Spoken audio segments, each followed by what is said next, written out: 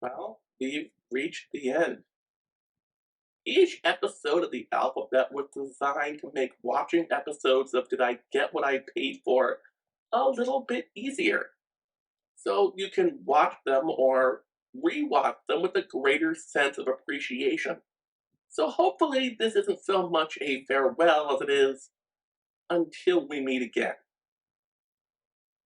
Let's get started with S through Z. S is for Star Trek. My favorite part about Star Trek is the lightsabers.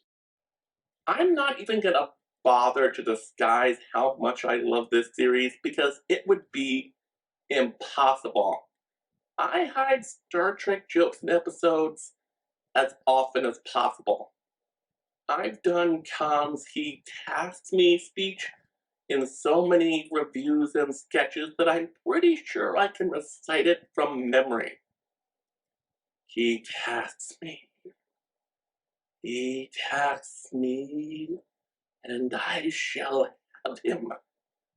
I'll chase him round the moons of Nibia, round the Antares maelstrom, and round perdition's flames before I give him up. Prepare to alter course. Gene Roddenberry and some uncredited friends created Star Trek in late 1962 or early 1963.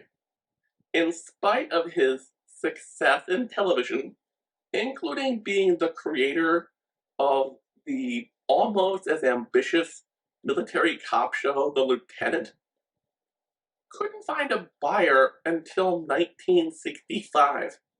The show didn't air until fall of 1966. Star Trek was ahead of its time. It told sci-fi allegories about racism, war, sexual equality, prison reform, and mental health. All issues that were taboo for television. Because of the way ratings were calculated at the time, the show had to fight to remain on the air for all three of its seasons. In 1970, most networks changed their policy to account for demographics. NBC ran their numbers from 1969 as part of a test. What they discovered was to hit the demographics they really wanted to be hitting, maybe they shouldn't have canceled Star Trek. But by then it was too late.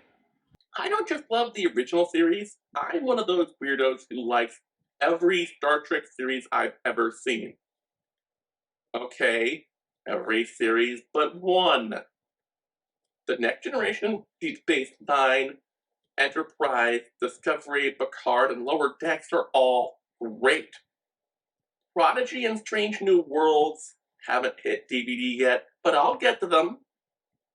As of right now, I have 5 episodes reviewing something Star Trek: the animated series, motion picture, and 3 episodes reviewing the first season of Enterprise. Some people say there are 6 episodes I've done with Star Trek reviews because those people count Galaxy Quest. Anyway, something tells me we haven't seen the last of Star Trek.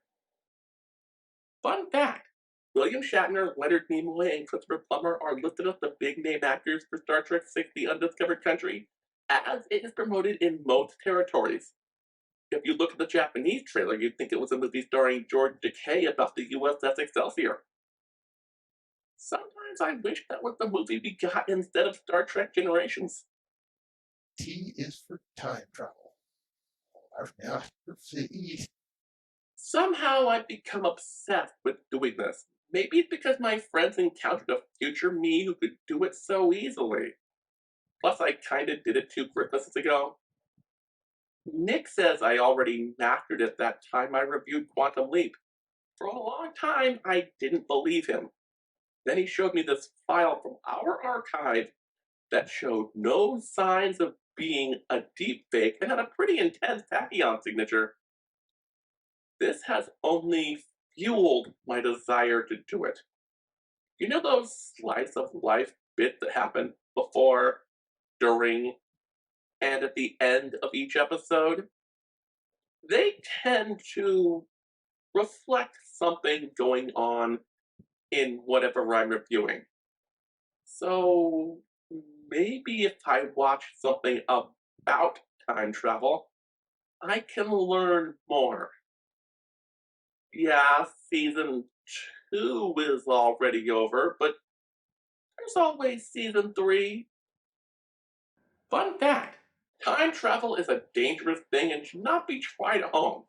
If you're like me and you want to go to the far past or the distant future, go to someone else's house.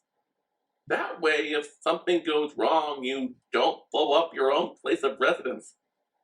Sorry, Danny. U is for the unmentionable, unwatchable list. I mentioned it. This is a list of things I will never review. Okay, three of them are things I won't review unless you pay me. If you help me reach certain funding goals, which you can do by visiting patreon.com/ParryErrorFilms and becoming a patron, then I will review Garfield, Star Trek V: The Final Frontier, and The Sound of Music. There's also things that I will never review, period. What's on that list?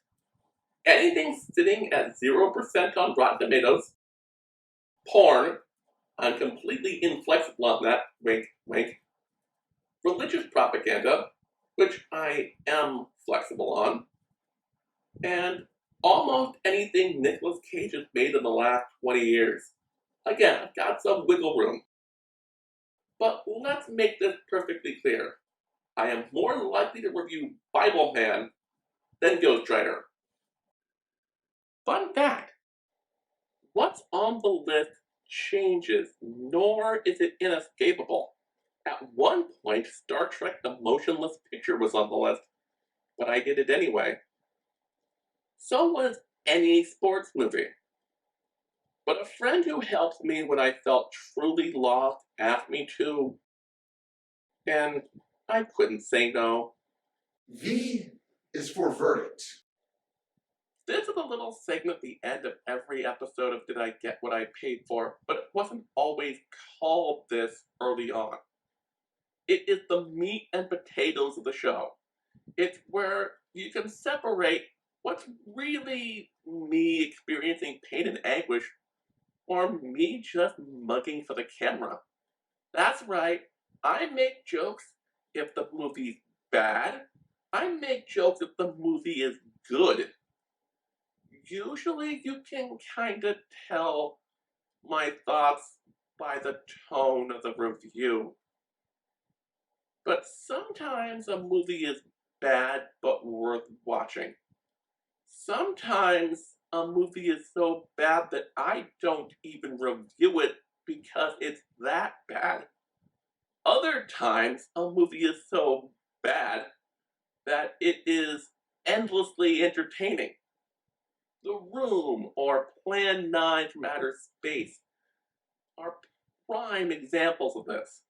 Or just about any movie shown on Mystery Science Theater 3000. Fun fact, I was originally just going to do basic yes or no verdicts, but I'm a Simpsons fan, so I will hide jokes wherever and whenever possible. So I wound up doing some pretty goofy text boxes in the verdicts. W is for Willie. Jess. Hey, that's me. I guess I'm enough of an egotist that I gave myself a letter on a list of things that are important to this show. Then again, it is my show and I am me. Not that I do everything. Just the writing, and the camera work, and the editing, and 9 times out of 10, I do the thumbnail. Plus, I'm on air talent. When I started this YouTube channel, I tried to come up with the easiest thing I could possibly do. So I took a text feature I had done for an internet magazine and translated it to the screen. During season 0, I tried to keep that original format. Intro, history, review, and verdict. Somewhere along the way, a lot of crazy things happened, and a lot of running gags started to build up, necessitating a spin-off involving the alphabet. Fun fact, I'm terrified of kittens. X is for Xylagathia. Xylo is a sixth-dimensional winter elf who was sent by the International Internet Reviewers Guild to make sure we adhered to protocol. Did you know that Santa was in charge of the guild? Now that I think about it, that makes total sense. He's the ultimate critic. You know the good and bad thing I do to movies? He and the elves do the same thing, only to people. Plus, he's got 364 days a year to devote to a side hustle. Anyway, she offered me a challenge.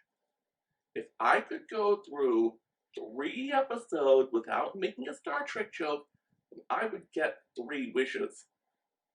Unfortunately, the 3 movies in the queue were Flash Gordon, Mystery Alaska, and Galaxy Quest. But I found a way to outsmart her. So why is she still hanging around? Because unlike me, the rest of the gang, Nick, Ralph, Torgo, and company, do other stuff.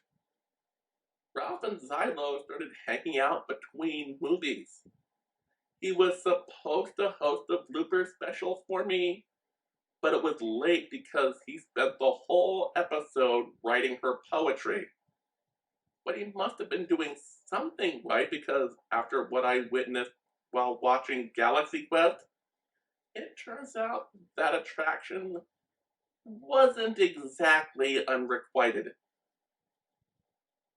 So far, I've used 2 of my wishes. One to skip to the verdict of making the beanstalk in the episode where I reviewed Dumbo. Another to get 3 episodes to review Star Trek Enterprise. The third one I'm holding on to in my back pocket just in case I need it someday. Fun fact, Xylo's home dimension is the only pocket reality in the multiverse where the Fictus sacramentum or common candy corn plant grows without artificial lighting, hydroponics, or advanced GMO technology. Y is for Yoo-Hoo. This is a chocolate drink that first hit stands in 1928. It's not chocolate milk, but it is damn good. Like a fine wine, you can't pair it with just anything. I won't drink it with chili dogs or pizza. Yoo-Hoo is good, chili dogs are good, pizza is good. They just don't mesh well together. So what do I pair with Yoo-Hoo? Deep fried Oreos? Mwah! Chef's kiss. Butterfingers? Hell yeah. Boston cream pie? I can get behind that. Tasty cake chocolate juniors? Uh-huh. But best of all, Ho-Ho's. Fun fact, Yoo-Hoo is currently distributed by the Keurig Dr. Pepper Group, which means a really good chocolate drink is distributed by the same company that makes a machine that never gives you enough coffee and a soda pop that tastes like somebody took a dump in a bottle of NyQuil. Z. Zapping my brain. Back in season 1, I made a huge mistake.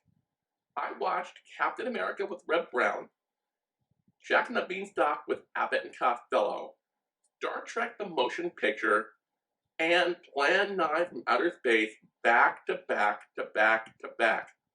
I'm told it broke my mind. Ralph and his friend Senator Eduardo took over hosting for a month and reviewed Francis the Talking Mule. Not wanting to have to go through that experience again, they plugged themselves into a smart TV and had Nick go full-on Inception. They found me in a dream state watching the Muppet movie. Nick took his data readings and turned them into a YouTube video. So yeah, the super ultra tech thing that had a zillion applications for real world coma patients, and the only thing they could think of to do with it is make a fill-in episode for a YouTube show that gets at most 15 views. Yeah, that makes total sense. Fun fact, I often wondered if I could revert the process and find out what Ralph and Nick dream about. If you liked this video, please hit like and subscribe. To help this channel really grow, visit patreon.com/ParryErrorFilms and become a patron today.